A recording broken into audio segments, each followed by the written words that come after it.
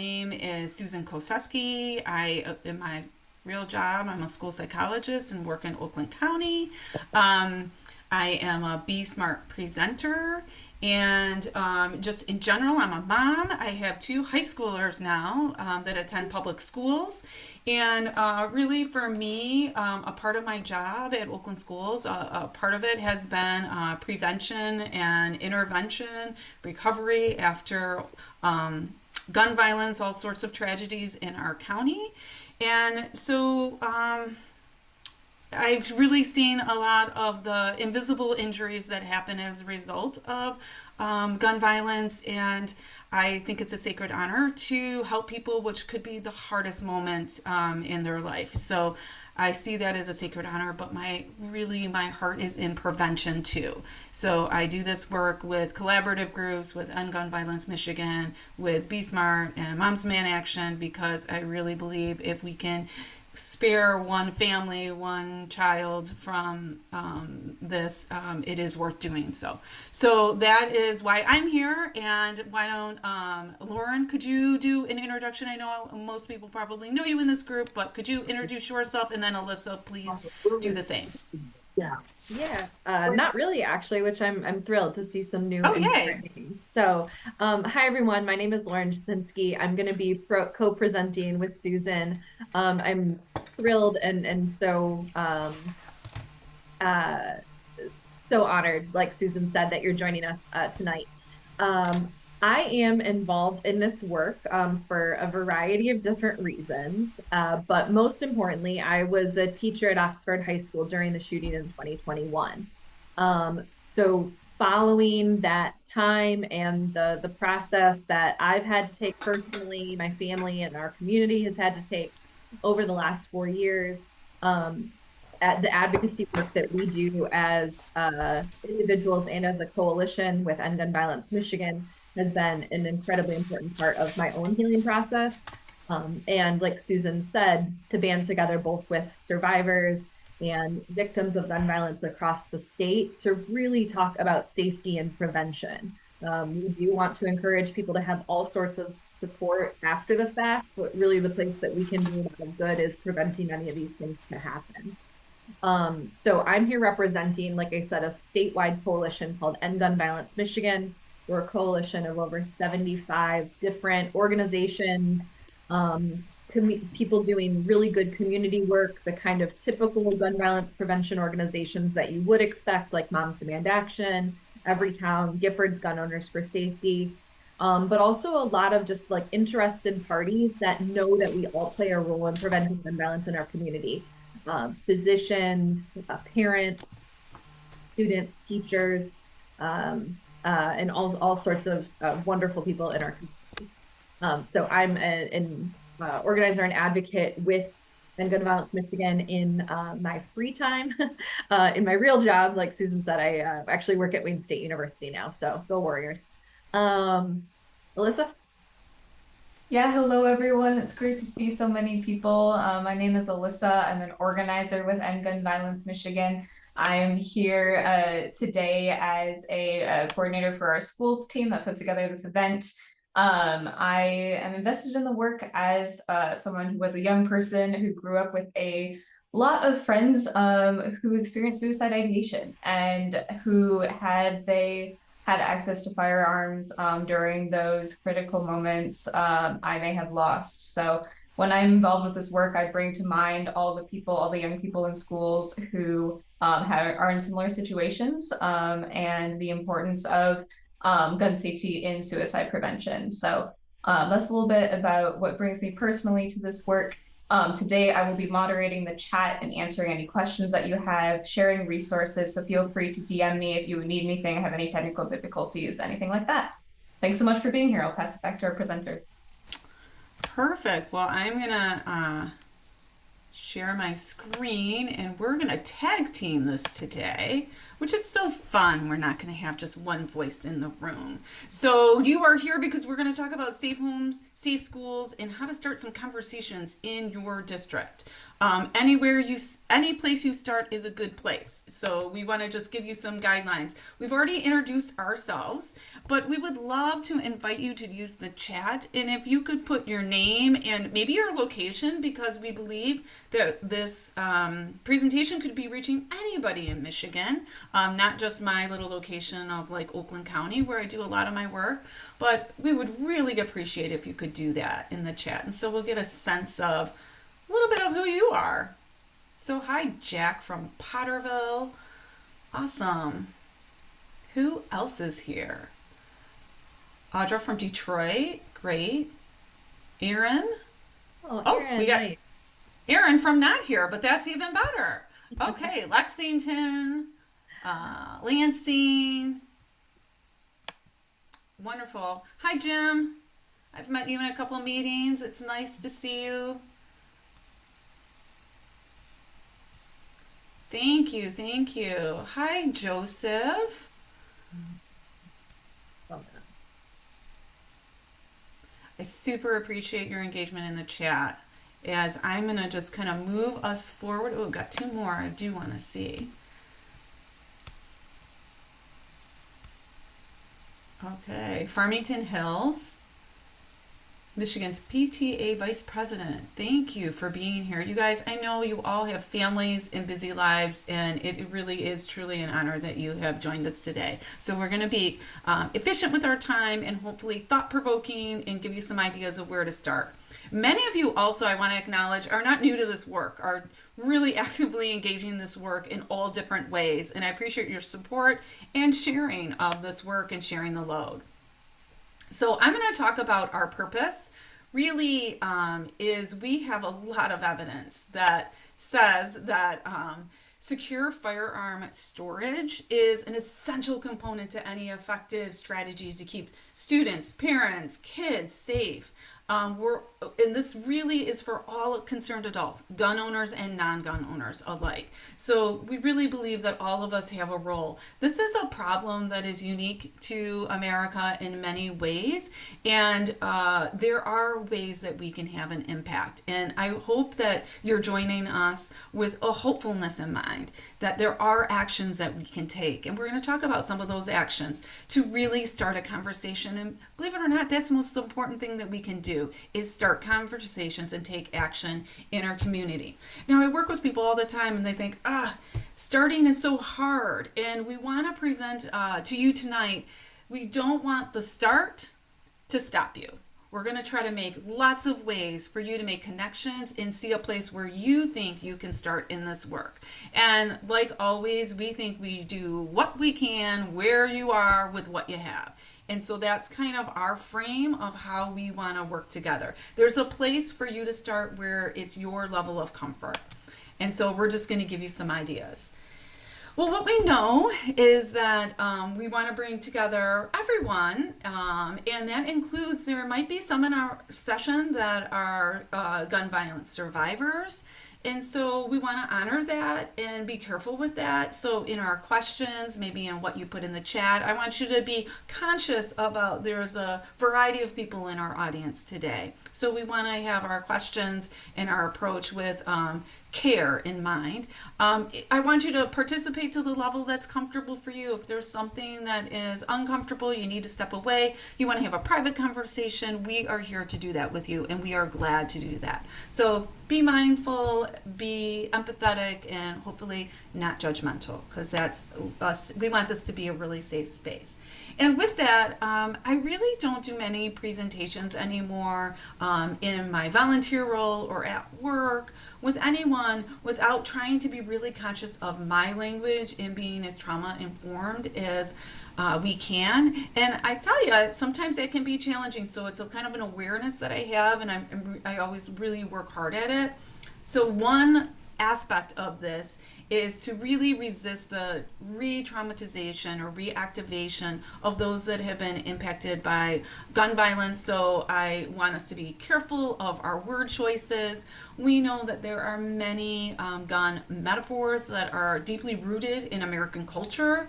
or US mainstream culture. And when you really start to think about them, you'll recognize how often that it happens. If you're a gun violence survivor, or this issue has touched you personally, you are maybe even more hypersensitive or sensitive to those. So I want to just remind people to be careful of their language, and so we can be less activating to those around us. So there's some examples in the yellow box that you can read on your own, and just keep that as you're on this journey. It's something that I try to keep in mind and keep working on. So the other thing that is super important is taking action is a part of healing. And we believe, and I think Lauren has expressed this for her, by sharing safe homes, safe schools, and secure gun storage messages, it really can have its own healing powers, I guess. To me, it's emphasizing the importance of secure gun storage, which we know is an evidence-based strategy. It's normalizing gun safety conversations. We have to be brave and have courage and have these conversations. It inspires others to share the message, and we are better when more people are carrying the same message.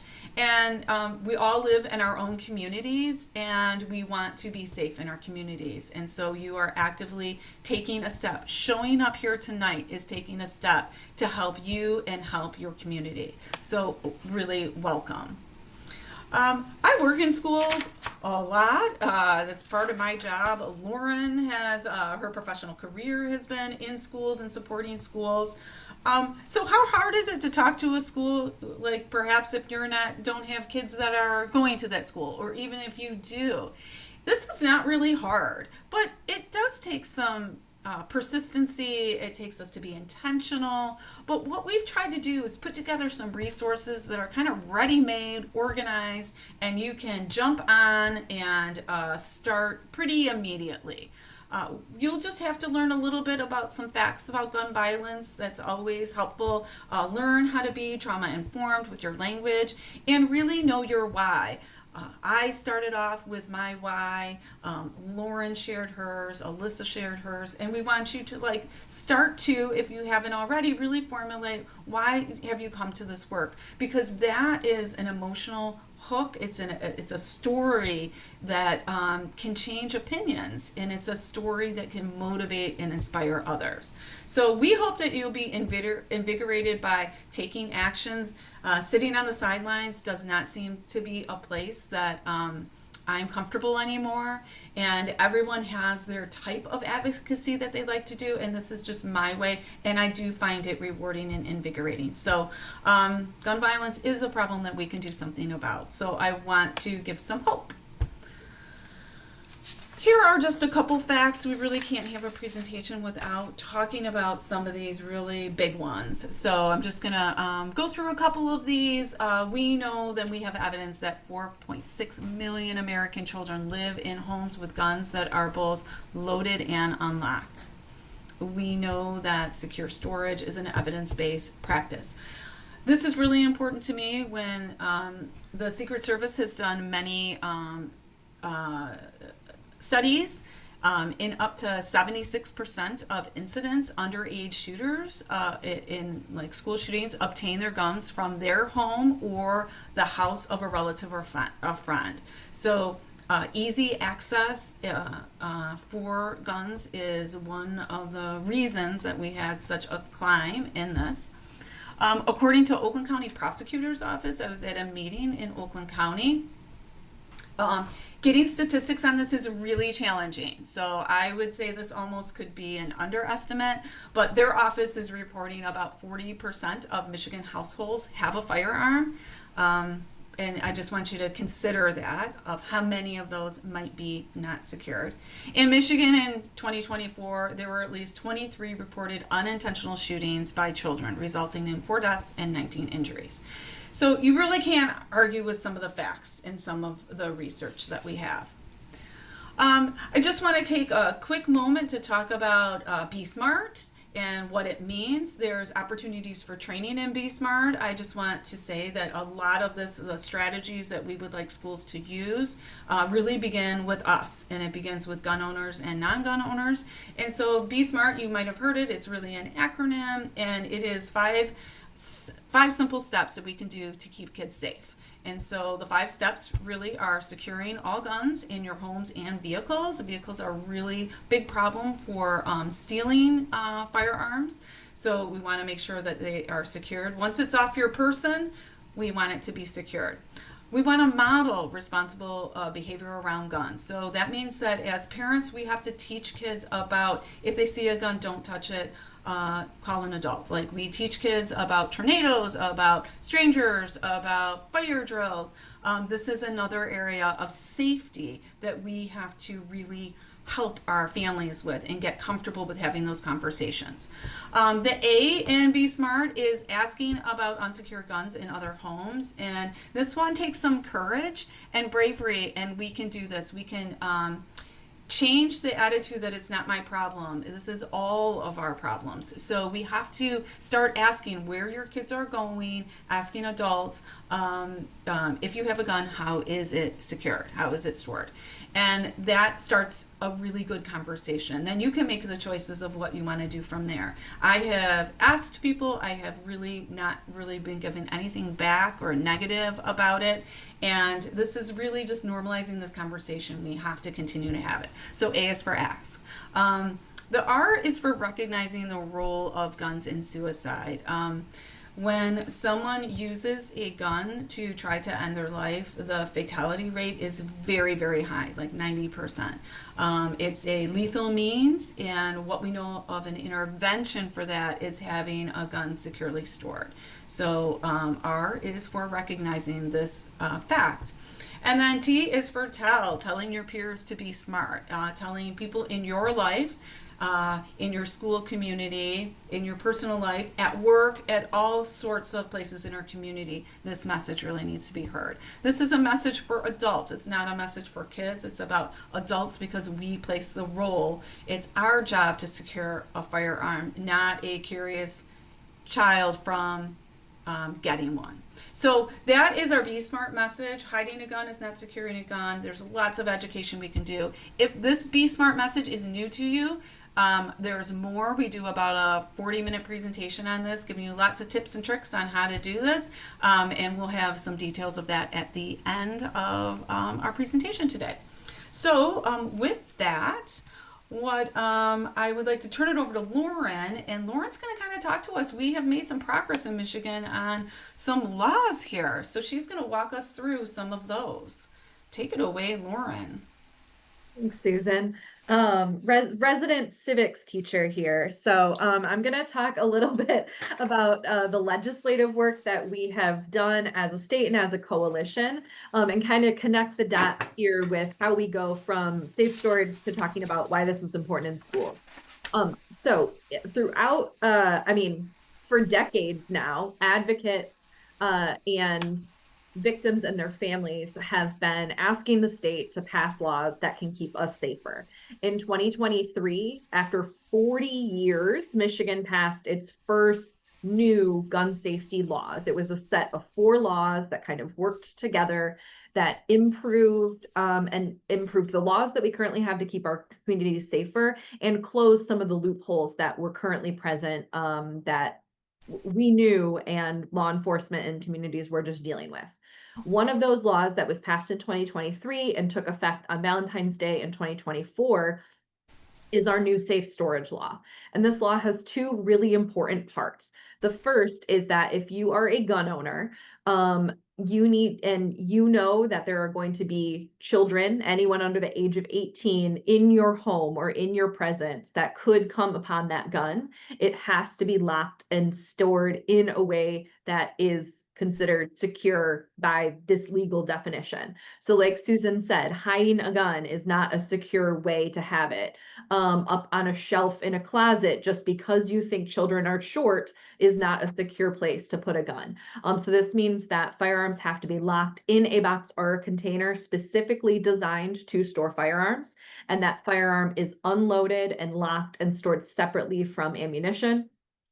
And that whatever that locking device is, whether it's a container or an actual lock that goes into the gun, it has to make that gun inoperable by anyone other than the owner and the person who is allowed to be using that. The second part of this, which is a really tricky one, but I think an important part that was added to this law too, is that if you're a gun owner who has your gun on you while you are in your vehicle, those same rules apply, right? That firearm needs to be locked in some kind of a box or a container specifically designed for firearm storage in a vehicle and kept separate and kept separate from ammunition, unloaded and locked. Anytime you think that there could be a child in your presence somewhere that could access that firearm, and you have to lock your car, right? So we're putting kind of two layers of protection there between a firearm and a curious kid. These penalties go into effect if a firearm owner fails to meet these requirements and a minor somehow accesses that firearm. That's where people are that's where this legal impediment gets involved. One thing that had happened through the conversations that were necessary to pass this law was that people were worried that putting a safe storage law on the books meant that law enforcement was going to be coming like door to door to check on your firearms, and that's just not the case, right? This is in place to remind people that these are all best practices and better for everyone, and to have some kind of follow through when an individual doesn't follow the laws. So the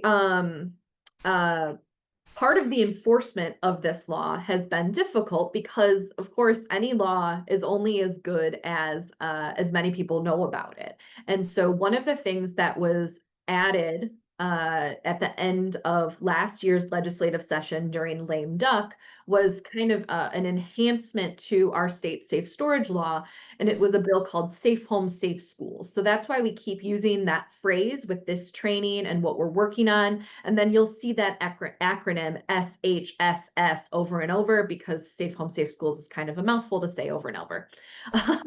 So Safe Home, Safe Schools enhances our Michigan secure storage law by requiring that every single school district in the entire state of Michigan joins us in distributing and sharing information about our secure storage law with every family in their school district. Starting in October of this year, school districts have to, somewhere on their website, display the Department of Education's website and resources about this law. And in some way, whether it's via mail, via an email, or some kind of flyer that goes home with students, distribute those resources to parents and caregivers at least one time throughout the school year. One of the other really great things that we want to call attention to is that the addition of this law made it so that the information that already existed about this legislation was translated into several different districts across that are spoken widely across the state of Michigan and turned into a one-page set of information that was easily distributable to families. So we're not asking parents and caregivers to like read the legislation. We're asking them to read a one-page summary of best practices about secure storage, and they can read it in a language that is native and comfortable for their families. That's currently available in Arabic, Bengali, Chinese, Hmong, Lao, Spanish, Thai, and Vietnamese.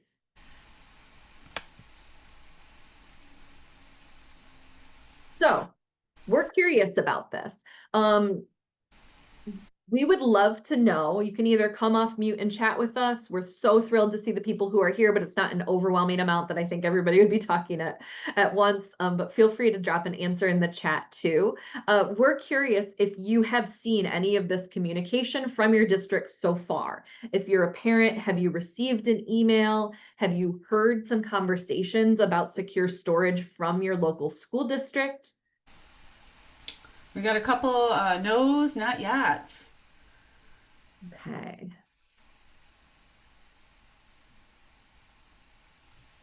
Oof, okay. Well, we're hoping that those no's are what brought you here tonight. We're going to give you some resources over the next half an hour or so about what to do. So we're going to go through some steps about how to find if your district is in compliance with this law and some suggestions for how to handle it if they are and if they're not. Yeah, Rick, that's great. Good. We're glad to see that your district has sent information to parents. Oh, that's interesting, Kate. So we're seeing one school that complied with it, but not a full district. Ooh. And Joseph, glad to hear it that you're encouraging and connecting those districts with some resources. So that's one of the things that we really want to emphasize throughout our night together, that we're not here to be adversarial. This law was passed so that we can all be community resources for our school district. Susan and I know better than most, right, that there is so much on the plate of teachers and school administrators. We're not asking them to become experts in secure storage or firearm safety. We're asking them to join us in sharing this information that experts have already created. Any other, Jim, nice job. Good. We're going to chat about it. So you've got it on your calendar to chat about it tomorrow. And just if I could say, the importance of the schools doing that. Okay, schools are in the business of educating and educating young children. We educate parents all the time. So we're in that business and we have a captive audience. We have access really to thousands of kids and their parents, so that getting this information through the school district to our families is critical to providing the education. There is a lot of myths around storage of firearms, what storage actually looks like, and we're providing educational materials to educate the public on this. So it really is such a big win to have this opportunity. Mm-hmm. Okay. Any other thoughts, questions, or ideas so far, or kind of like a commentary about what brought you here tonight?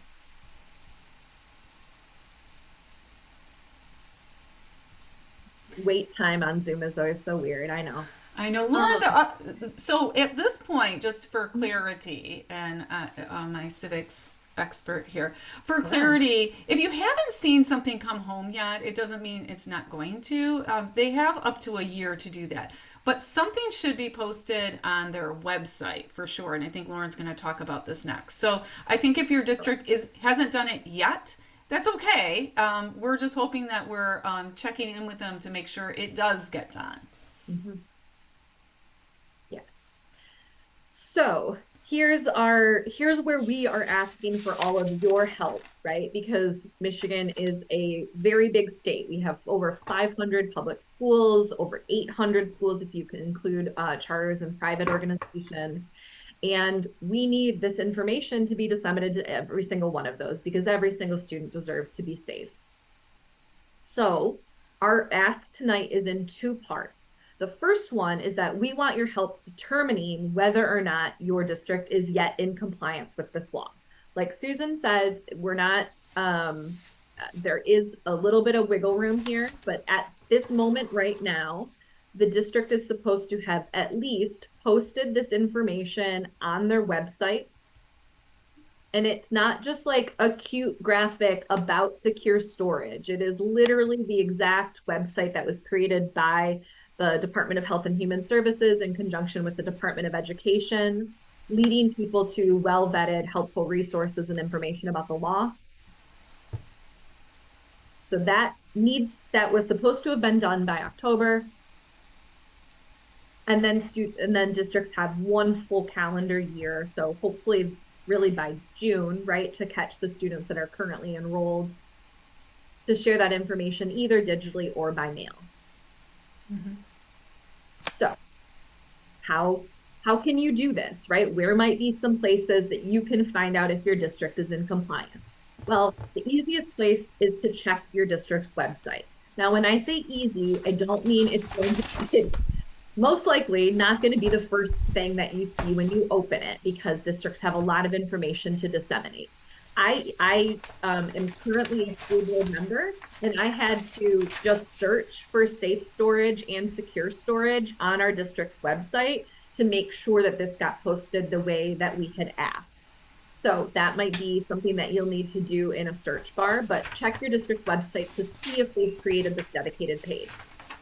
Another place that might be helpful is to look through your district's social media to see if any time in the last month, or really since school has started, they've made some kind of mention encouraging families to be aware of the state's secure storage laws and encourage families to follow along with these best practices of keeping kids safe as they, travel for sports, visit new friends' homes, or especially here coming up on the holiday season, right? Are when people are kind of in new places. You could also search your email box. I know that as parents, you get so many emails during the day. You get probably so much communication from the districts, and that's okay. But we want to make sure that this wasn't something that got lost along with school flyers and field trips and all of that kind of stuff. So check to see if your district has sent you an email. If you are not currently a parent of a school-aged children, maybe ask a friend who is to see if it's something they've received. And if you want to go for the absolute most straightforward option, just call your district. Call your central office, ask a secretary if it's something that the district has shared yet. They can absolutely answer or point you in the right direction for where it is. So this is one of those, don't let the start stop you. So if you're not getting success, pick up the phone and call. It really is the easiest thing. Yeah. Yeah, maybe those should have been flipped. We wanted to show you a few examples of schools that are currently in compliance with this law and what you might see and look for. Like I said, I'm currently a school board member at Royal Oak Schools, so I want to brag about and celebrate my own district to make sure that we were doing this correctly. Yeah. As you can see here, this page, this dedicated page, is now available to parents along with other just like kind of helpful information about the district. Then a category that we consider quick links. Some districts might have it under like a safety and security page, but you'll see there that it's really nothing special, but it is its own dedicated page. It's got information about the laws and why schools play a role in supporting safe educational environments.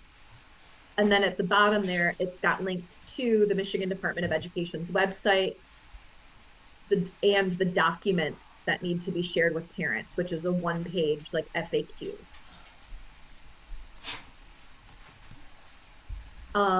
Lansing Public Schools is also a great example of something that we've seen where a district has been in compliance, right? They even direct parents to the state laws that are impacting this.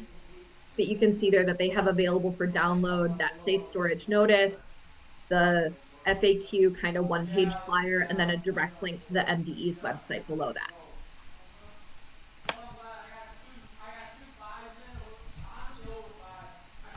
So here's what we need from you. Most likely, your districts are going to fit into one of three categories as you begin searching for some information. Thanks, Susan. Your districts are going to fit into one of three categories as you begin looking to see if they're in compliance with this law. If your school website looks like one of the two that we just showed you, you're awesome. You're in that first category, right? That information has been displayed prominently on the website and that information has been shared with parents. We ask that you thank your districts for doing this, right? This is an important role that we play in keeping our elected officials and our school districts honest and as representatives of us, right? That we can like, not only can we complain, but we can thank them when they're doing the things that we need them to do. The second category is probably where the majority of districts across the state are currently falling into, right? That they maybe had. Hey, Cindy, thanks. this might mean that the district has talked about secure storage in some way. Maybe they have mentioned or shared information openly on their social medias previously, or maybe they've tried to adapt this information in some kind of way. Those things are all a good step in the right direction, but it needs to be posted the exact way that it's specified in the law. It needs to be a link to that MDE website because that's where all those other languages are available. This is a great opportunity to reach out to your superintendent and school board and say, hey, I noticed that you've been sharing some information about ways we can keep our community safe. We appreciate that, but here is the more specific information that you need to include. And then the last category, if you can't find any of this information anywhere, if you talk to other parents in the area and nobody has seen mention of this law, this is where we really want you to take action, where you're communicating to that school board via email or possibly even attend a school board meeting and helping remind them of the responsibility and serve as a resource for them with questions.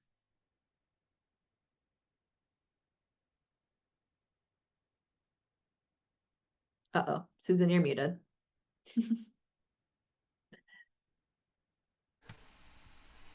Okay, yeah. So my son came home. That's what I Oh, think hey. somebody was hearing. Hey, home from Jet's Pizza, right? From working. Very excited. Mhm, Before we move on to other content, I wonder if this is a good pause point and see mhm. if there's any questions with this first call to action to kind of notice, understand the law, notice what's happening in your school. So I wanted to kind of maybe pause there. Alyssa, I don't know if you're noticing anything in the chat that we need to address right now or not. So I thought we'd take a second to pause. Mhm.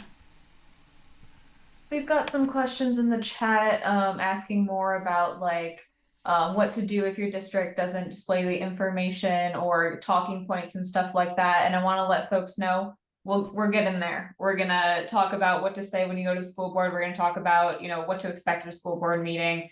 We have a toolkit that has a sample email for you to use if you want to just email the superintendent. So that's coming up. Jim, I see your hand. Hi, thanks. Lorian. I'm looking at my site. Sorry, I'm uh, multitasking here, but okay to say sounds like a similar thing. That's very prominent on my district's home site. It's huge, it's colorful, and it's connected to the MSP. So is that what you mean by prominently displayed? Because I found the statutory thing buried behind about 3 clicks. So, Okay to Say is a statewide reporting program where families, students, or individuals can anonymously report concerns or threats. Those go directly to the school district and to local police when they're filed, and that's a statewide program. Like all districts have Okay to Say active, and part of that is that yeah, they have it. There's usually even like a pop-up. I think when you first uh, join your school website. This law does not specify that that has to happen. The actual language is just that it is somewhere prominent and on its own page. So, Jim, to your point, I think that that maybe kind of puts us maybe in that middle to good to higher category where there could be some opportunity for you as a community member to say, hey, I noticed that some of this information, you know, is available kind of in a pop-up or a lot more readily. Could we consider putting the secure storage information in that place too? Yeah, Susan, any thoughts on that? No, I totally agree. I think that what we're trying to do is we really want more than just compliance. We want to really make a difference. And so putting a link on the website that's compliant but isn't accessible to parents, parents aren't going to notice it. We want to maybe encourage us to do better for our communities. So if there's an opportunity to do better, we want to try to influence that in a positive way. And how can we do that, Susan? Oh, wow, I'm so glad you asked. Well, so knowing and understanding about safe home, safe schools is really a game changer in this arena because some schools, we've been talking about secure storage in schools, at least through like the Be Smart since like 2015. And sometimes schools have been reluctant to engage because of political reasons, because of climate, because of a lot of reasons. And when this law passed and the other law that Lauren talked about secure storage, it really has legitimized and opened the door even for districts that have been maybe not as enthusiastic about moving in this direction. And so this has been really a game changer because we have laws that we can work with our school and say, hey, we want you to uphold this. And in some ways, sometimes we'd like the school to go a little bit farther. So what they are minimally required to do, or what they are required to do, is to post on their website and one time in the year communicate information about secure storage that has already been prepared for them. They are really just passing it along. And so we have many districts that are going to do that, but many districts right now that are doing much more than that. They are easily compliant with this, and they are doing much more.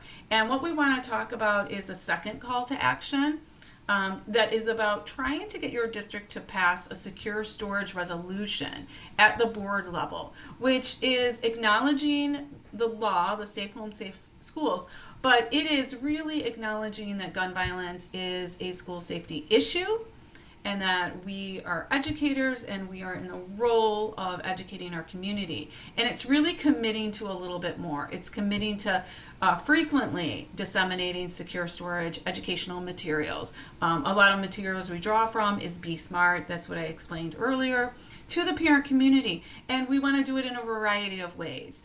So more than once a year, and we want to use social media, handouts, there's opportunities to do tabling or presentations. So we really want, for some of you, you might be ready right now, or you're just listening to this for the first time, but either way, we want to ensure that we're compliant with Safe Home, Safe Schools, and then we also want to ask for a little bit more. And so we're going to talk about how you might go about doing that. So what is a secure firearm storage resolution really mean? And it's a great question. What we mean by that is a formal document voted on by your school district, your board, that really acknowledges that gun violence is a problem. It provides statistics and it acknowledges gun violence from on school grounds, including unintentional shootings, child suicides, and homicides that have happened.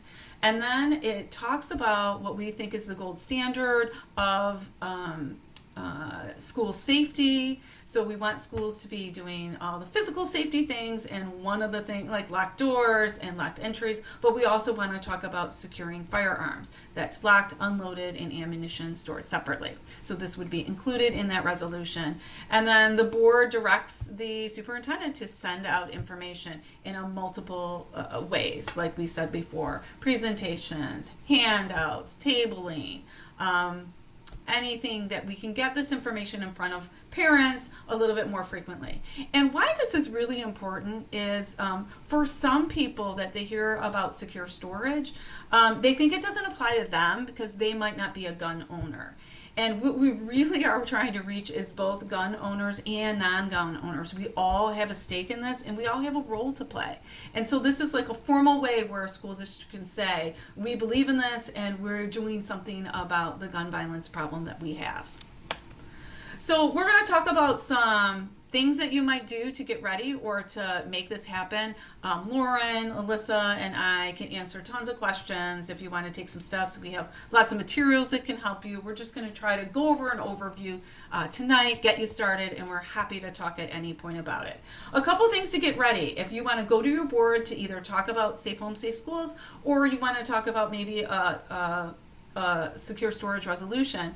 One of the things to do is maybe attend a Be Smart presentation, and we'll show you how to do that at the end. Learn about your district's approach. Like, has anything been done? Is your district on top of Safe Homes, Safe Schools? Have they already been committing to this, or have they been reluctant? So that's a quick email. That's talking to people in your community. Attend a board meeting, and we're going to give an example of a board speech, or how to talk into a public comment period. Attending a board meeting is, if you haven't attended one, it's kind of important to understand how they operate. Usually at a board meeting, there will be an open comment period where you are allowed approximately 3 minutes to talk. And so that's where we kind of lean into that to say what we want and why we want it. Look at some examples of secure storage. We have some in this PowerPoint, and I think we can do a follow-up to make sure you have this PowerPoint or links to. We have a toolkit that can help you with this on how to get a secure storage resolution. We have examples from local districts and a template. So we'll give you plenty of things for you to look at. And then just review some resources on gun violence. So those are kind of things to get ready, to think about, to start exploring. And then how does one actually happen? What's our roadmap to actually pass a secure storage resolution? Well, we've learned a few things along the way. Number one, gather your people. This is more fun to do with people.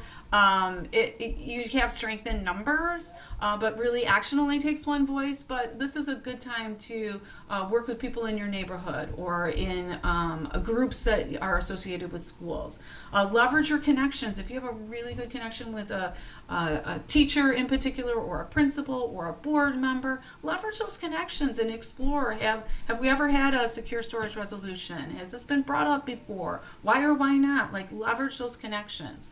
Learn the process. That's, contacting the superintendent's office and understanding the process. Going to a board meeting can really help. And we kind of think that emails are just fine, and in some instances might be the best we can do, and that's great. But we think showing up at a board meeting is really important. Not in an adversarial way, but just in a way of publicly speaking about an issue that's really important. And we encourage you to do that. We often can find people to go with you. Tell your story, your why. Why is this important to you, and why are you urging your district to take action is a really important step. And so we're kind of educating the boards. And then there's follow-up after, an email. How did that go? Do you need more information? Can we take some next steps? So that's a little bit of our roadmap to pass a secure storage resolution. Now, if you look on this list, this is from Be Smart's perspective, districts in Michigan that have passed secure storage resolutions already. I think these are divided by county. So you can look right now, these are ones with official resolutions that have been passed at board meetings. We might have districts that are sending out secure storage resolution or secure storage that don't have a resolution. That can happen, but these are the districts that we have confirmed. And take a look at these, and I wonder if your district is on here or not. You can take a picture of the slide. Note wherever you're at, are there communities in your area that have done it, but yours hasn't? That's important to know. Districts always like to know if somebody else is doing something and they haven't. So I always love to know that. I know, Joy, it's not that it wasn't updated since March. We just haven't been notified that anyone else. Our last district was Detroit Public Community Schools that passed a resolution last spring. We don't have any feedback from anybody else that has passed one since then. So it's updated. We just haven't had anybody do it since the spring. So if your district has done this and we have our data wrong, please let us know. I will be glad to add somebody else to our list. But this just gives you an idea. I like to say, like in Oakland County, I think we have 12 districts. So I often, when I'm talking to somebody about it, I will say, well, half our districts in the county have a secure storage resolution, trying to just be aware of the facts. So I think Lauren is going to take us through. So if you are going to a school board meeting because you're going to talk about safe home, safe schools, or you're going with the idea of getting a secure storage resolution after you've like read one and think this is the direction of your district, one thing that has to really happen is you're going to have to show up to a school board meeting. And so Lauren's going to kind of go through what to expect in that. So Lauren, do you want to take it away? Yeah, absolutely. So just by like a quick raise of hands or maybe like a thumbs up emoji, how many people have attended a school board meeting? Not even spoken at one, but attended a meeting for any reason? Yeah, Jen, you've probably been to a few. Our PTA liaison. Yeah. Um, good. Okay, so a few, but not everybody. So we want to break this into kind of two sections, sort of how a board meeting operates, right? And then also what to expect from a time during public comment. So school board meetings are held every month. Those monthly meetings have to be public and advertised. They all abide by the Open Meetings Act. So that schedule and the agenda for what's going to be discussed is always published on the website at least a week ahead of time.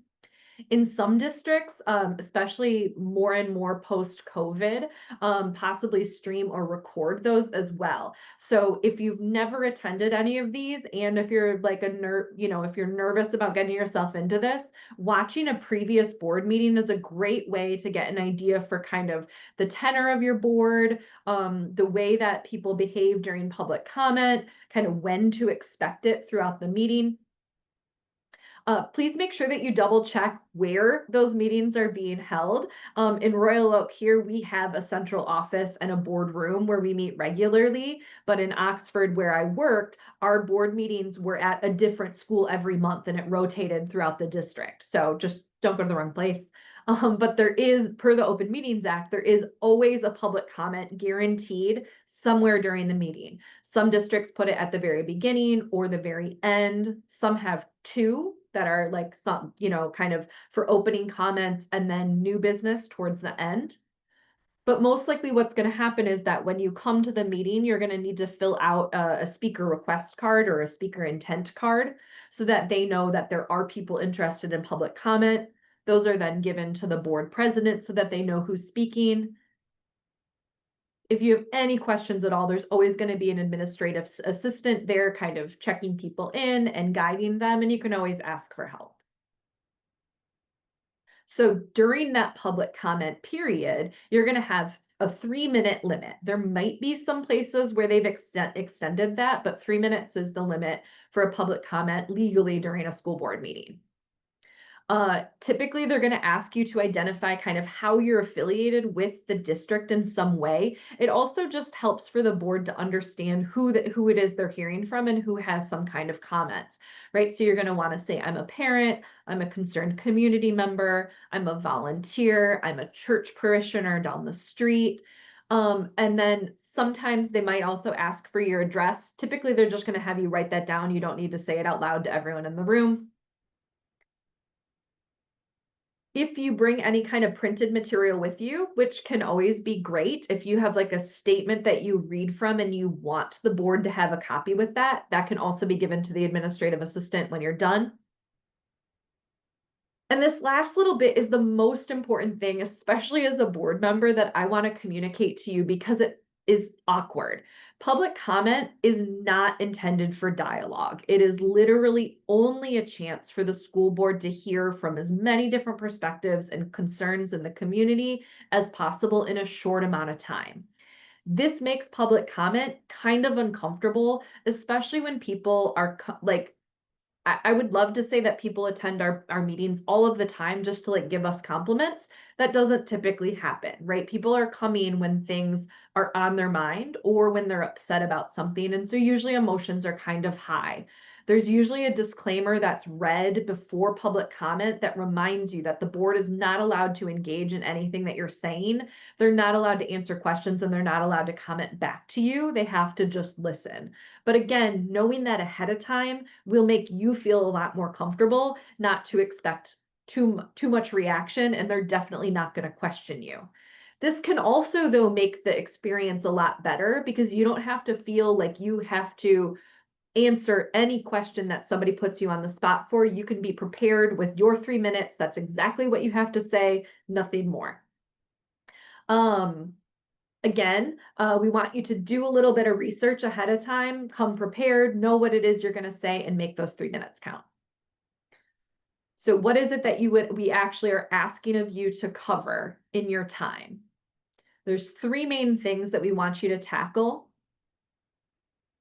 Yeah, thanks, Susan. There's 3 main things that we want you to tackle in your public comment. Can you flip one more? Yeah, good. Again, like we said, we want you to introduce yourself, your affiliation with the community and to the public school, and in a brief way, explain your why, right? Make that connection with why this issue is important to you and why you're there committed to keeping students safe.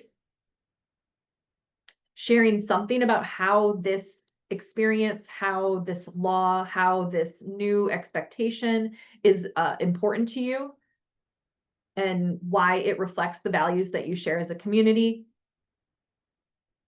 And then the last thing is that call to action. If you have visited your district's website and you cannot find the Safe Home, Safe Schools information anywhere, this is your chance to say, hey, I'm here as a concerned community member and I need you to share this information with our community.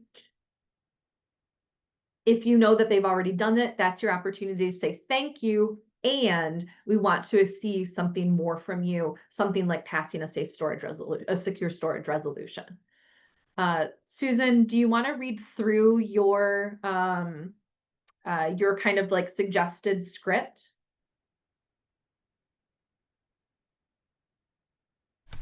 Sorry, it was taking me a second to navigate. I think because we're going long on time, I think Alyssa's going to just put it in the chat. We have that script. There's another one that we can follow up with. So you can kind of see one example and then tailor it to your story, your message. But it follows those 3 chunks. I'm just looking at, it's 8:26. So maybe we shouldn't do that right now. Is that okay? Yeah, of course. Perfect. So, yep, she just dropped one example, and I think we have another one that we can send you to maybe in a follow-up. So that will go easy. But 3 minutes is a long time, but a short time. So being organized is really important, and getting to know your why so that sticks is really important. Awesome. So if we take those steps and if we ask for a resolution, Susan, what kind of comes next? Well, so if you can approach your board and suggest that that you would like a secure storage resolution. It's really not done with your just open comment. The district will take some action. You can do a follow-up email and find out like if they're interested. There's lots of resources that we can give districts. They don't have to make it up on their own. We have templates, all that stuff. What can happen if you pursue this is a resolution passes and you ought to celebrate. And then we kind of hold district to form. You said you do this, and then we make sure that districts do it. So you can provide them with a sample communication plan. You can provide them with copies of one. And then if you pass it, we want to know so we can add you to our list and encourage others to do so. You can attempt a secure storage resolution and a district can say, we're not really interested in that, but we are glad to send out more information and to do social media posts and to commit to being more of a role in educating on this topic. It's not what we wanted, but the information is getting to people and I'm okay with that. Like, I'm happy that we're getting more opportunity to educate our public. So no resolution, but agrees to communicate. I think that's a win. Let's say a resolution doesn't pass. There have been some districts that I've been involved with that it is just not the tenor of the board. It is not the action of the community that they would like to do. And then I just keep following up and encouraging people to follow up because board members change, policies change, Safe Home, Safe Schools came into effect. That's going to change things. So even if you were a district that hasn't had success with it in the past, that doesn't mean that you won't have success in the future. So I stay in contact, be kind, and try to be a partner in the work, and try to maybe understand what's the barrier.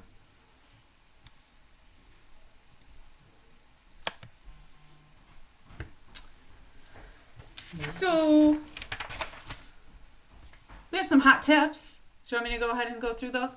We have some hot tips for you. And Lauren already talked about these a little bit just to kind of bring this home. Be nice. We're not looking for an adversarial relationship. Boards are under an incredible amount of pressure. We want to be their allies. We want to be a resource. We want to have a really kind relationship with them. So being nice and invite them to a Be Smart presentation is another thing. Invite them along and see if you can get some action this way. Compliments work. If, like Lauren said, people show up to board meetings kind of unhappy. It's really unlikely that people show up to give a lot of compliments. And when you do, it's super meaningful. So if your district is doing a really good job, show up and tell them. Show them that they're doing a great job with safe homes, safe schools, but we like a little bit more. But compliments go a long way. We believe in compromise. Any good secure storage message is a good one. We want the information out there. And then bring your friends with you. School board meetings can be fun if you're going with someone.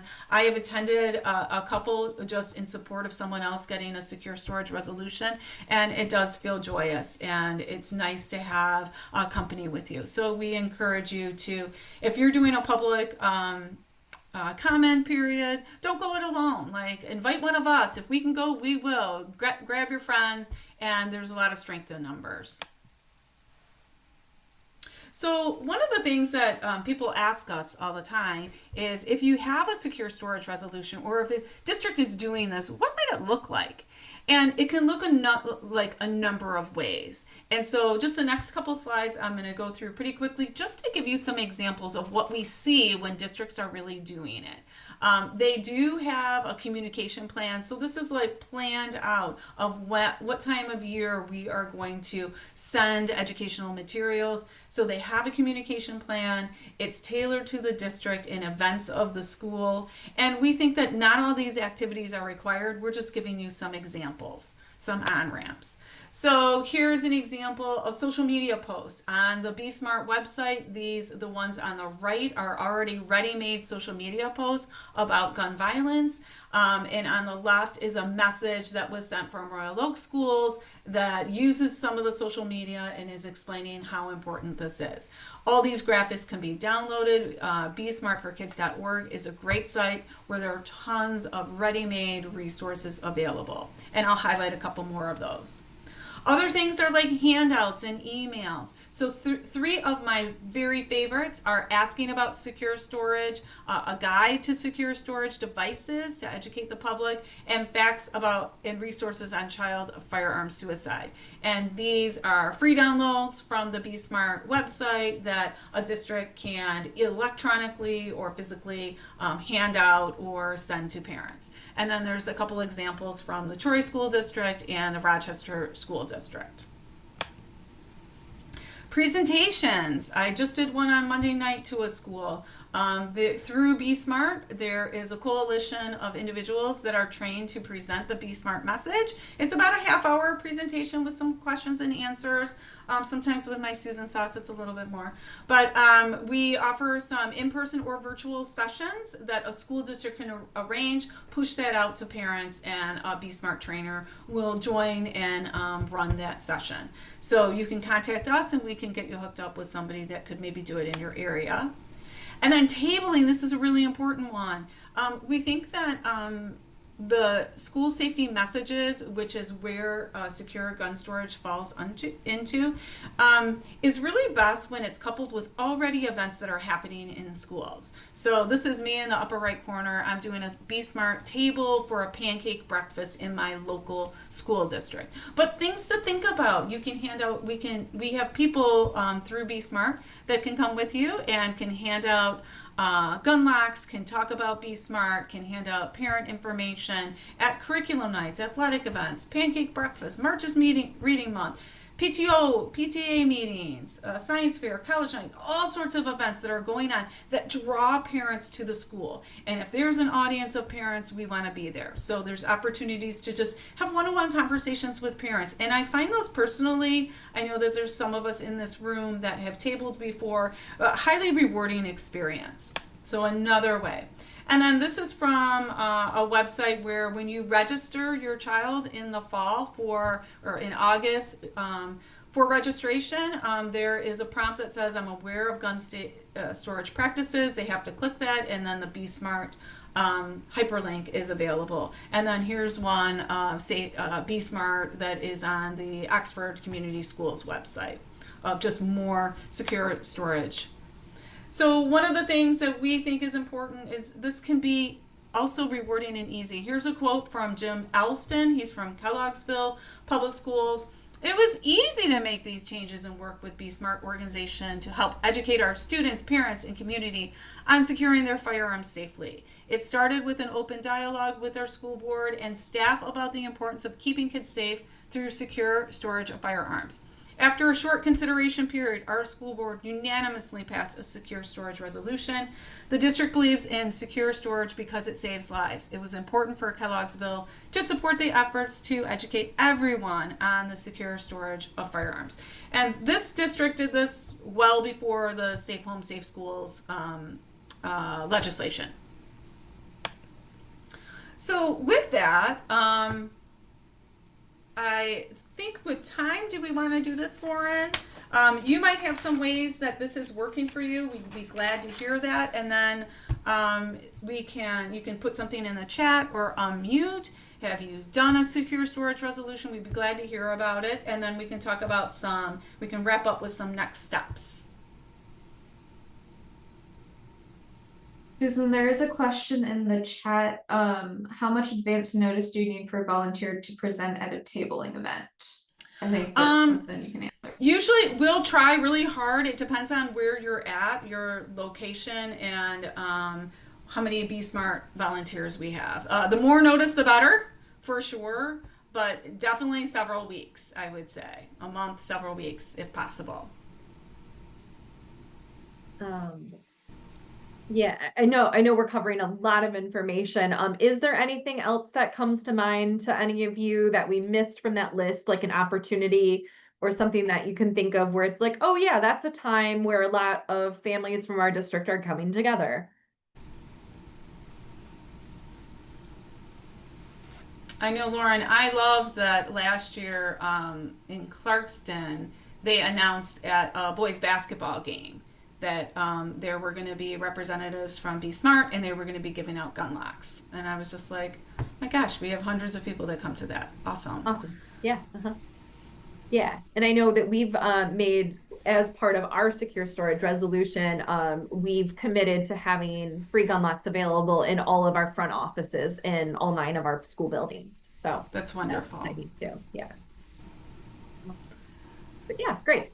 All right, cool. Let's bring it home. So this is a link that Alyssa will put in the chat too. This is the next Be Smart presentation. I'm not doing it, but another colleague will be doing the half-hour presentation on like what is Be Smart and understanding that. So we love if you haven't attended a Be Smart presentation to be inspired and go to that, and that will help give you some words and a language to have conversations in your community, with your family, and with those around you. So that's November 17th. And then, Lauren, do you want to take it from here? Yeah, sure. So we want to stay in touch with you. We want you to become an ally as we kind of build through this, but it is all relatively new. Be Smart has been doing an incredible job educating people in their community and representing and teaching people about the secure storage resolution for several years now.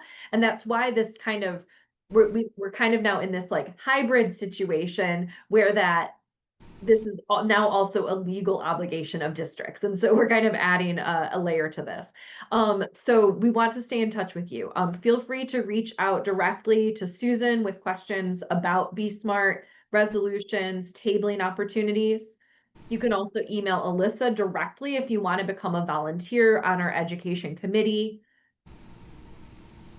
We also want to know if your district is complying. So if you've now sat through this and you found information on your district's website that they are in compliance with this law, we'd love for you to fill out that quick survey, the one that Safe Home, Safe Schools follow up, because we're trying to track where we're seeing success across the state. It may not come as a surprise to you that the state of Michigan passed this law with absolutely no enforcement capabilities and no tracking process. So the state is not keeping track of whether or not schools are following this, but we want to, because we want to know who to contact to thank and who to contact to maybe push a little bit. And have you spoken to your school boards? That's also a place where we can track some of this information. Alyssa has done an awesome job creating this beautiful toolkit for you that kind of summarizes everything that we've touched on in this meeting. So this toolkit here at Safe Home, Safe Schools Toolkit includes this presentation that you're seeing right now, links to both the slides and a video recording of what we've done, scripts for those emails to your school boards, both to speak during public comment or to send an email to your superintendent, tips about that communication, and some facts that you might want to have in your belt as we move forward.